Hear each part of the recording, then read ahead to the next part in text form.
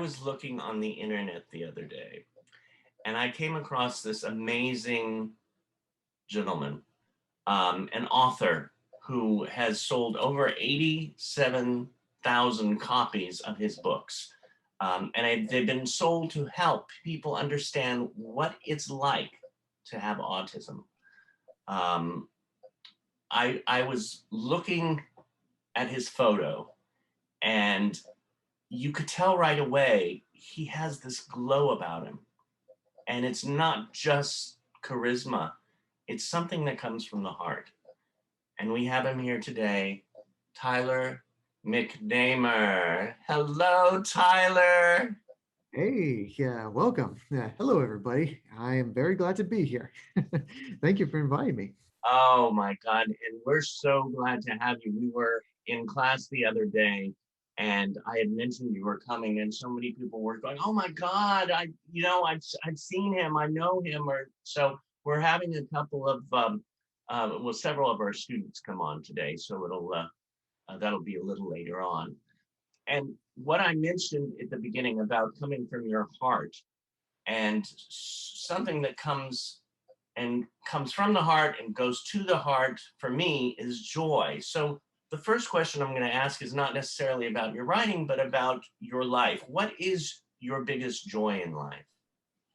Yeah, thank you very much for asking. Believe it or not, this is kind of a rare question that I get oftentimes when I do Q&A segments. So thank you very much for asking. So my biggest joy in life is having new experiences, trying something new, even if I not be able to be so good at it, I still like to give it a try anyway.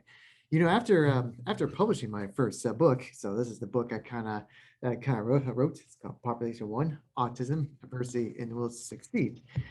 Basically, what it's about is what it's like to have autism in the first person point of view during high school. So after I published this book, I still wanted to try some new things. So after I published it, I went to community college just for the thrill of learning some new things. Like I tried photography, and I even tried acting in front of the camera. And the main reason why I did the acting in front of the camera was mostly because I was so extremely camera shy, and that stuff was so terrifying to me. So that's why excuse me, professor, can you help me? So I won't have to be so nervous. Otherwise, if I didn't take that class, I would not be here sitting and talking with you right now. so so that was a lot of fun. And the thing is about acting too is during school, it feels like I kind of want to be someone else while still keeping the same name, Tyler McNamer. But so new experiences, being active in competition, whether it be sports or other games, and to have an adventure traveling, because traveling and having adventure, to me, that's a lot of fun. It's new experiences every time, and being able to be a traveling keynote speaker. That's one of my favorite things to do. So it's for both business and for pleasure. So that's what I really like to do. That gives me great joy in life. Well, and the way you're talking too, it shows everybody how learning different things throughout your life, whether it's acting, whether it's being in front of the camera, but whether it's artwork, it all adds up into become you, Mhm. you as the individual, which you as the people watching too, as the students watching, and it makes me think of the name of your book too, Population One. Um, Yep, that's right, sir. Now, where did the title come from that, the Population One? Well, the title kind of came from actually kind of an interesting origin about that was that I originally wanted to make this book just for me. Like I didn't really want an audience. I didn't think people would actually read the book and all that kind of thing.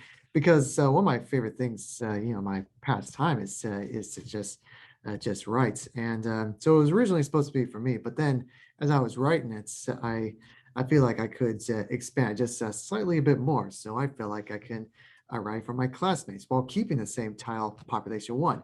Instead of just being for me, a lonesome writer and reader, Population One became something that much more different.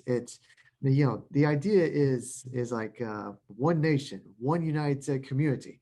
Another reason why Population One works well is the encouragement of the readers with autism to not feel like that they are alone. Yeah, because I bet a lot of I can guarantee I bet a lot of readers would feel almost exactly the same way, it being the population of one, and then there comes the sequel, which I will show you right now, Becoming One.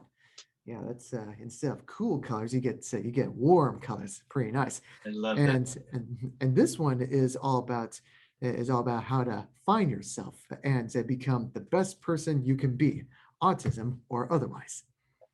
How did you, by finding yourself, you find successes throughout your life. So one of the questions that I have about finding yourself, what would you consider one of your biggest successes in life? Yeah, that's an excellent question. To be honest with you, I can be honest with you, right? You seem You like can be very honest with me. yeah, you seem like a cool guy. In all honesty, I get really shy when people kind of ask me this about the whole successes in life. But I'm always a good sport and gotta give you a good answer for this. It's like one of those things. So I would say publishing Becoming One, the second book, felt like a good. One of my biggest successes to me, that was when I kind of took writing extra seriously, kind of stuff with the second book. And the first book, it was really important too, but I wrote it when I was a high schooler and all that kind of stuff. So like when you're in high school, you're still trying to figure things out and all that kind of thing. And then when I wrote Becoming One, I was a grown adult, and the writing style felt slightly different and all that kind of stuff. so uh, Mm. Becoming One felt like one of my biggest success because I was taking it seriously, and for one thing, I always love a good challenge, and publishing Becoming One became one of my biggest accomplishments. And second of all, is that Population One became the number one bestseller on Amazon. And I am always forever grateful of this tremendous milestone. So thank you all very much. I have to say, hearing this, a couple things came to my mind. I could see ultimately, probably sooner than later, it becoming a movie Oh, somehow. You could write, Population One, a series of books and a series of movies. oh man, you're too kind, sir. No, no, I always think, Look at me, I'm turning red. me too. But Oh, thank you, sir. and what's the other thing I was thinking about? Population One. Oh, the because I've always wanted to write either a script or a book. I have a few friends like my friend Jerry Jewell has written a couple books, and I so want to write. So by hearing you, it just flames the fire in me to do it. Yeah, thank you very much. Speaking of screenwriting, you mind if I tell you a little quick story? I won't take too long. No, no, go right ahead. Yeah, so when I was in I was taking this thing called screenwriting that class, and you ever heard this person by the name of Aaron Drain? I have heard of that name. Yeah, he was the writer for this series, this web series called Fear Clinic, and even got this movie that he wrote but didn't direct. It's because with the same name, Fear Clinic. It was starring I can't remember how to pronounce his name, but it's the guy who did Freddy Krueger. That guy, same guy. Horror icon, all that kind of stuff. Robert England. Yeah, Robert Englund, that's what it was too. Right. Yeah, Aaron Drain, he was just, so serious on the whole writing thing, and even I tried, writing a script, and it turned out horrible, but because because I didn't know this thing called the hero's journey, kind of thing. And I gotta say that the screenwriting class, that kind of like changed the whole ball game basically for me too. It's, what makes a good story. It's not a formula. It's just like what they call like a guide and all that kind of stuff. And anyway, yeah, I always thought that part was just so fascinating to me too, and that's how I kind of get the idea and how to write much better stories with that set of knowledge.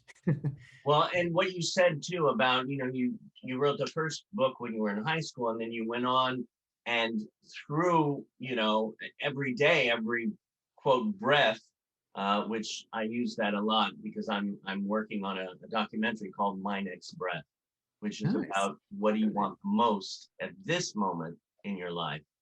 And from there, each moment takes you to more learning experiences. So I'm sort of, I'm actually excited to even see your next book come out because of the experiences that you have gained, and all of us, as the students who want to be writers, as you go on, you gain more knowledge. Yeah, that's exactly it too. It's like high school. Yeah, you learn some things, but but not everything, all that kind of stuff. And then it went from that to a bigger, thicker book later on, and all that kind of stuff too. So yeah, it's a learning experience, and it's also a grand adventure too. It's a lot of fun. It really is. Well, Seeing what you can do next. one thing about a success and what might be coming next. What is a success that you haven't reached yet, but you want to? Well, the one success that I think will be pretty neat is a million copies of Population One and Becoming One sold would be pretty cool. And, well, that's not just that one, but the one success I honestly would say is it would be neat to reach would be to transform the ideal knowledge and concept of autism into a new light, something that would not feel like a chore to get people aware, because I'm never really that kind of person that demands acceptance or do something like ooh, in your face, this is what autism can do. No, we're not that kind of people, that kind of mentality. I believe that autism works is for everyone, not for those who have autism. Right. And I believe that there are already awareness for autism. And before acceptance, there is understanding. And once you understand the understanding portion of the journey of autism, I can see a lot of amazing opportunities on how autism can be moved forward. I love the how you said it's for everyone, because I always look at it as this planet, there's so much craziness going on. And at the same time, there's so much love and positivity. And if we all look at this, we're all on this little blue marble. Like when they went out in space this last month, they looked down. It's like, hello, people. We're all here together. Yeah, all in So, this what Fight for Fighting would call a bouncing ball, as he put it, right. So, on that song called Riddle. That's my favorite song, by the way. One oh, of them, anyway. So I riddle. really like that one. Saying he calls Earth the bouncing ball and stuff, and yeah, it's true when you put it that way, and yeah. Well, I'm having, I could just sit here, you and me, and talk, and I'm going to keep on asking questions, but I do want to bring in our students and our fellow actors and artists to join in with us. And here they come. Hello, All right. hello. Yeah, it's a pleasure to digitally meet all of you. Everyone, Tyler McNamer. Hey. We Hey. have Raquel here. Hi. We have Caleb, and we have Teresa. Hi. It's a pleasure to digitally meet every one of you. It's really nice. Thank you for tuning in. Well, I know everybody has a question here, and I thought that I would just start it off by as we continue the interview. What is it about writing that you love? Well, that's a really good question too. I haven't really quite been asked such a good question. So thank you very much. What is the thing about writing that I love? Well, the way I see it is that it is an escape. I still write today, but never really quite show my work online. And I'm kind of aware that there are writers out there that like to post journal entries or like what they call fan fiction. I think that's how it's pronounced or something like that. And that stuff is pretty cool. But personally, I kind of just like to keep it to myself. Most of the time, I enjoy certain things private, but these two babes, these are something special. These really are.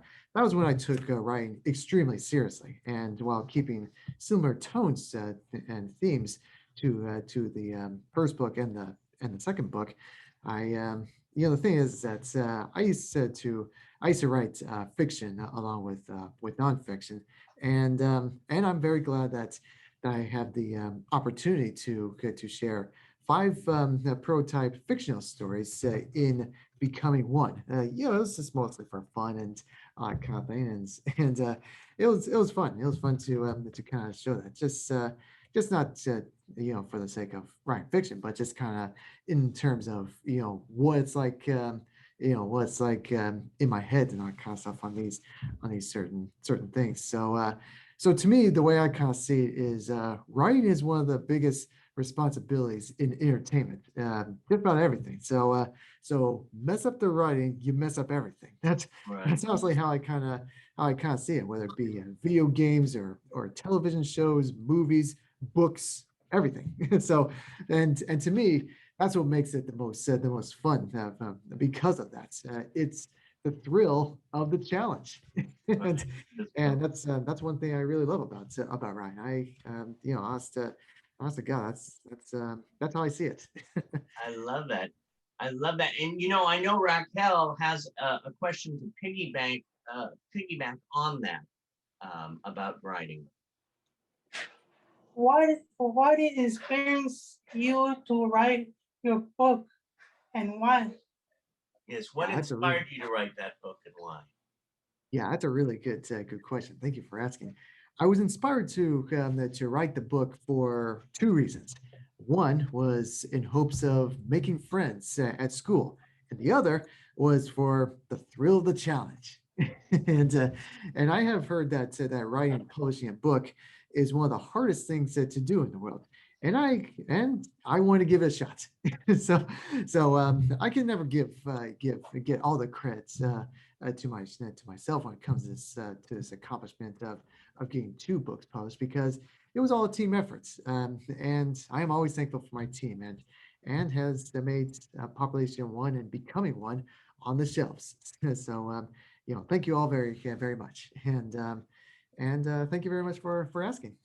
I You're love it. welcome. I love it. I just thought of one of your upcoming books sometime in the future. Team effort. Team effort, yeah, that's might be. that's a pretty good idea. it's Um, what is your biggest dream in life? Oh man, that's a difficult question, but I will do my best to answer. So, man, what is my biggest dream in life? Oh, I got it. So the my biggest dream in life, the high school reunion. That is my biggest dream in life.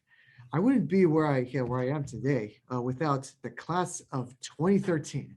Yeah, it's the honest truth. I have to tell you that. So I wrote Population One in hopes of making friends and going out to do what most high schoolers would do. I have failed. That's the honest truth. The goal was to get that book published before graduation. Well, it was published a week after graduation. So, that was like one of my biggest motivations was to get that book published before graduation. So what I've learned during my final days of high school was that there were peers that wanted to get to know me more, and I still have my high school yearbook from 2013, and I forgot to bring it with me here today too, so I can show you all the signatures. So during those final days, I kind of realized that there were people that want to get to know me, and one of the thing, in fact, one of the signatures I had that I hold dear to my heart was is having the hope that we will see each other again in the future. I still keep that with me, and that's one of my biggest motivations. And that I'm the one to admit that I have set the absolute worst example of laying them into my worlds, into my life. I cannot speak for people, but I believe they really wanted to be my friends. And the reason why I felt like I had to push people away was because I was terrified. One of my biggest dreams in life is what I call the second chance, and I really believe that too. And the second chance, I believe that I really do. So reading Population One and Becoming One, they would feel like they were written by completely different people, and and uh, and hard to forgive myself, but I'm constantly reminding myself that there are people in the world that would freely forgive and move forward. I've always loved the idea, and so the big dream about having the second chance would involve going out, having coffee, and spending hours having conversations and catching up, and just simply having those mutual relationships. I can guarantee you that the classmates I went to school with would have much better stories to tell than and would be accomplished authors. I always say this very freely, and that is this: there's a book in all of us, and and if yeah, that's what I really believe. There's simply there's a book in all of us. I love that. And I love that. I could see you teaching a book writing class. oh, oh, thanks very much. And who knows, maybe when we open up the Performing Arts Studio West, you could come visit us just to say hello. That would be Sure, wonderful. absolutely. The one lesson I can give out is that to me, writing a book is easy. The only hard part is the manuscript, which is basically a fancy way of saying the hardest part of writing a book is simply writing the book. and the whole idea of like the cover art and the editing and all that kind of stuff, it can be, they have challenges in itself, but really the biggest challenge is simply just getting it done. You are the writer, you are the author, and you have the ability to get that accomplished. Definitely. Gosh. Well, I know that you were talking about writing and acting and public speaking. Now, Caleb Hansen has a question for you too, which is another question for you to find out more about you. Ask away, Caleb. All right, buddy. Well, what kind of music do you like? Hmm, what kind of music do I like? Oh, Yeah. that's an excellent question. Yeah, I would be more than happy to answer. So, yeah, thank you very much for asking. So, the way I see music is like fuel. It feels like I'm always on autopilot when working on either a hobby or my two books. So a few of my favorite genres involve punk rock, metal, jazz, smooth jazz, techno, trance, dance, adult contemporary, European folk, and American folk. Those are some of my favorites genres. So I like to think of stories when listening to music. Sometimes when I work on sometimes I do that when I work on video edits as a hobby. I don't do it for a career. It's just more like for fun, and all that kind of stuff. So they are the result of listening to certain songs by forming like a little story with these kind of things. So music helps me find my center and helps me learn because it helps me focus much more than silence. A little known secret is that I used to be a freelance DJ in middle and high school. So that's how important. So that's how much music means to me and very important. And I still enjoy finding tunes that may be underappreciated as of now. Wow. Oh, I love that. Good question, Caleb. Good Yeah, question. thank you very much. You mentioned how music keeps you centered. Are there any other things that help keep you centered that you could share with everyone? Yeah, absolutely. So back to writing wherever it comes to mind, and a lot of stuff I write can have like a fictional twist or fictional feel to it, unrealistic but believable. I think that's how Tom Clancy kind of got to say military novels and all that kind of stuff. Even when I was playing this franchise called Splinter Cell, it's like a Tom Clancy franchise. It's like it's unrealistic, but it still has this believable feel to it. And all that kind of stuff. That's how it kind of boils down to. So that stuff is kind of fun.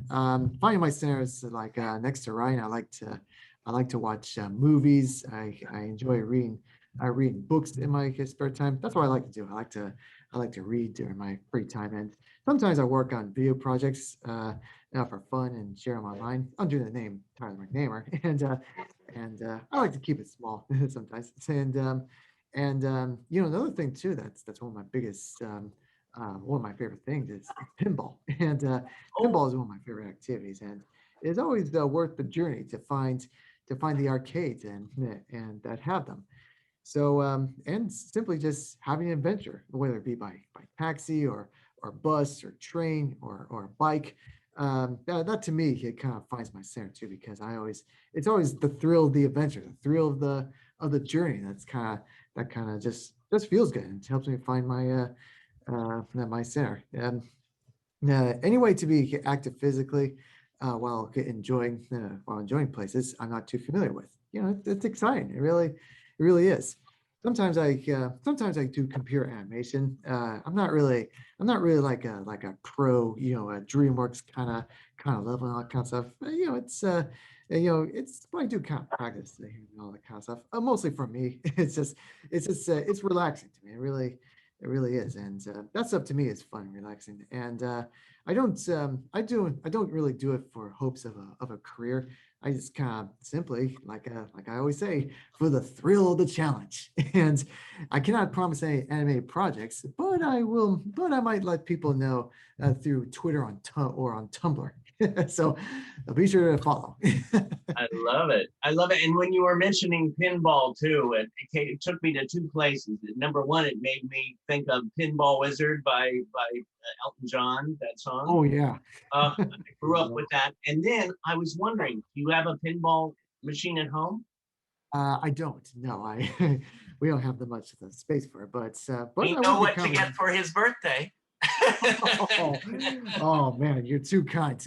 Oh, thank you so much. Yeah, yeah. It's once I get to that point, it's like a pinball collection would be kind of nice. Just rent out a room for that kind of stuff. So Right. yeah, He says, I yeah, got to that stuff build a is whole fun. other room for the pinball machine. A little known secret is that I actually had a chapter that's all dedicated to pinball in becoming one. Now, I don't want to take up much of your time to find what chapter that is, but be sure to look for it and find it Okay. because I dedicated a whole chapter on pinball, and there's actually interesting reason why why I did pinball in the first place. And actually, I think I'm going to tell you just a little bit about that. And the reason why pinball was so important was because it actually helped with how to deal with stimulus. If you think about it, pinball is a noisy game. It really is, and so not just for for the ears, but also for your eyes as well. It's like there's so much going on. It's like fast paced and the lights and the all those bumpers and all these sounds and all that kind of stuff. With pinball, the more you play it, I feel like for me anyway, for me personally, is the more I played it, so the more I kind of got used to the sensory, got used to the stimulus, and know how to kind of work through it, and won't have to feel like I'm so stressed out about all the sounds and all this chaos going on too, and it kind of just helped me find my center. It's that's why I honestly believe it's not just a game, but it can also be a useful tool. Right. Okay, I've got to like go to the pinball place now and go play some pinball. Yeah, That's a great way. it's It's fun. really we all have our different ways to center Mhm. ourselves, and I love that. I love that. Yeah, absolutely. Now I know Teresa, you have a question for Tyler. Hi, Tyler. How you doing? Hey, I'm doing good. How about you? Good. First of all, I want to say thank you so much for letting me do this and for Absolutely. taking my question. Mhm. Um, if if you could change one thing in the past, what would it be? Man, that's a great question. Well, if I can be kind of honest, I was probably not the most well-behaved child during school and at home, and if I were to change one thing in the past, it would simply be to never push anyone away out of fear that would hurt them along the way. They're good people. They are innocents, and that's the one thing I would absolutely change 100% is to never just push people aside because it's looking back, I truly knew that they wanted to be my friend, and I was scared. I was terrified. So that's the one thing I really want to change and be like, no, just welcome them. Just don't push them out of fear. Just welcome them open heartedly, and it'll be a fun ride. It'll be yeah, it's an adventure, part of the adventure process too. And I should have done a better job with that kind of stuff. So yeah, that's one thing I would absolutely change. Yeah. No, can I tell you something? Yeah, I absolutely. admire people like you Oh, because you seem to have a really positive way of looking at life, if you know what I mean. well, that's very sweet and kind of you. Thank you very much. And you're awesome. Oh man, Thank thank you you. for answering my question. Yeah, absolutely. Thank you for asking, and I'm very flattered. So thank you very much. Now they I'm can. glad to Oh, be here. yes. Now people can contact you or get in touch with you on the website, right? On your website, and you have your books and videos available there. We do, yes. Yeah, people can absolutely contact me through social media or by email, and especially with the website autismworks.com, and yeah, they can definitely reach out. Wonderful, wonderful. Question also, if somebody said to you, since we have it Performing Arts Studio West, we have over 100 students, and then we have the Meet the Biz students, and we have YouTube Land. If someone said to you they have a goal and a dream, how would you guide them to try to find it and grasp it? Yeah. So I would answer by stating this. I believe that everyone with autism have something to give to the world. They all just need the guidance to get to that point, to where goals and dreams become reality. It's simply put, this is something I usually would say oftentimes. When define autism is autism. So much potential, difficult to get out, that kind of stuff, and that's why we have that sense of finding that guidance into finding that potential and kind of thing. Because I believe the majority of people with autism, they truly want to show off everything. They just need some guidance to help that. So what I would say is that for goals and dreams and guiding to them is criticism is bound to happen. And when those moments come, just hold on to your dreams tighter, and most importantly, hold on to someone that you trust, like your parents, teachers, or even your friends, as they will support you and guide you along the way. Everyone is entitled to their own opinions and likes. Important to never tell people that they are wrong or to believe in certain ways. No, we're not. We're definitely not about that. And trust me, I do get criticism for what I've kind of do, and I never would say, no, your way of thinking is wrong or anything like that. No, I always kind of believe that everyone has a right to be offended or anything like that too, or they have the right to criticism. Yeah, so important to, if I made for example, if this is just an example, by the way. So if I were to make an animated short that turned out terrible, I would be bummed, but also happy because that project has been completed. And if you think of it that way, that's a goal being set. That's a dream that is coming true, and accomplishing the task is what makes the best of all of us. Best of all, if that dream is what you truly want in your career, there is always room for self-improvement. And that process, in my opinion, can be a whole lot of fun. and it's really neat. So think of goals and dreams as a grand adventure. And adventures are full of unexpectancies, excitement, mystery, and danger. So completing the journey can be satisfying. Starting it can be incredibly difficult. But once you get your start, the adventure itself can be a lot of fun. All you really need is some guidance to help you get on that boat. Get on that boat. Untie and set sail, letting the wind be your guide. Gorgeous. That's beautiful. Yeah, thank you very much. And take it from me, because I live in an island too, and we get lots of harbors from where we're at, and we know a lot about boats and learn how to set sail, and letting the winds can really be your guide. I love that. Sound like we have a good swimmer. Oh, thanks, Bryce.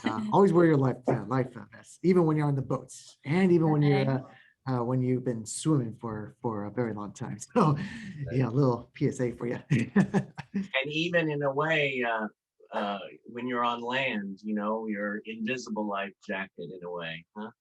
Oh yeah, exactly. That's for sure. So, Do yeah, very you good have point. any last things that you wanted to say or talk about? Well, I feel like all my answers have been questioned, or all my questions have been answered. Thanks to everyone here. Yeah, I just want to say that how privileged it is for us, for me and for us, because my dad and Carmen are part of this together, and yeah, it's really a great opportunity, and getting a chance to know you and know some of the students. It's I just want to say how privileged I am to be here, and to thank you for this grand opportunity. And this is all fun. I enjoy these very much. Well, thank you so much. And thank you, Teresa, Caleb, Raquel, and thank your team, Tyler, and thank you so much, because you, like I said again, you, even just seeing your photo online, you can tell through your eyes that you have a heart of gold. Well, that really means a lot to me. Thank you very much. Thank you. I really mean it. Oh, our pleasure. Thank you all, and we will all see you in the future. Yeah, Alright. absolutely. Thank you. Thank you. Thank you all very much, and I hope to see some of you once again.